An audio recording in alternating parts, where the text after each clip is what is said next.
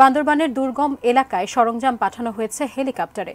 কেন্দ্রীয় ঈদগাহ ময়দান থেকে জানিয়েছেন আমাদের প্রতিনিধি মিনারুল হক।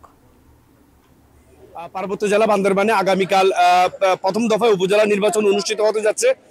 এটি মূলত উপজেলা সদর এবং আলীকদম উপজেলায় এই নির্বাচনটি অনুষ্ঠিত হচ্ছে এবং এর আগে যেই রোয়াংছড়ি এবং থানসি উপজেলায় নির্বাচন অনুষ্ঠিত হওয়ার কথা থাকলেও সেখানে সন্ত্রাসী তৎপরতার কারণে এই দুটি উপজেলায় আপাতত নির্বাচন স্থগিত করা হয়েছে। বান্দরবান সদর উপজেলায় ভোটার সংখ্যা হলো ৭১,৪৪৪ এবং আলীকদম উপজেলায় ভোটার সংখ্যা হলো ৩২,৮০৬ এবং সদরে ৪৫টি কেন্দ্র রয়েছে এবং আলীকদমে ২১টি কেন্দ্র রয়েছে। তবে আলীকদমের দুর্গম একটি কেন্দ্রে হেলিকপ্টারের মাধ্যমে সেখানে ইতিমধ্যেই নির্বাচনী মালামাল এবং কর্মকর্তাদের নিয়ে যাওয়া হয়েছে এবং আজ বান্দরবানের যে জেলা সদরের যে কেন্দ্রগুলো রয়েছে এই কেন্দ্রীয় ঈদগাহ ময়দান থেকে সেখানেও এখন বিলি বন্টন করা হচ্ছে।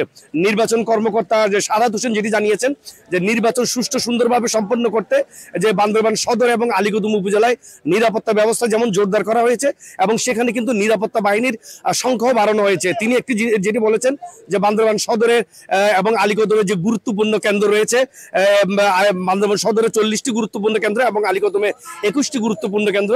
এসব এলাকায় কিন্তু সেখানে যেমন টহল সেনাবাহিনী টহলও চলছে, সেখানে র্যাব, পুলিশ এবং বিজিবি সহ অন্যান্য যে নিরাপত্তা বাহিনী কর্মকর্তারা তারা নিয়মিত টহলের মাধ্যমে নির্বাচন সুষ্ঠু সুন্দরভাবে সম্পন্ন করতে তারা তৎপরতা চালিয়ে যাচ্ছেন।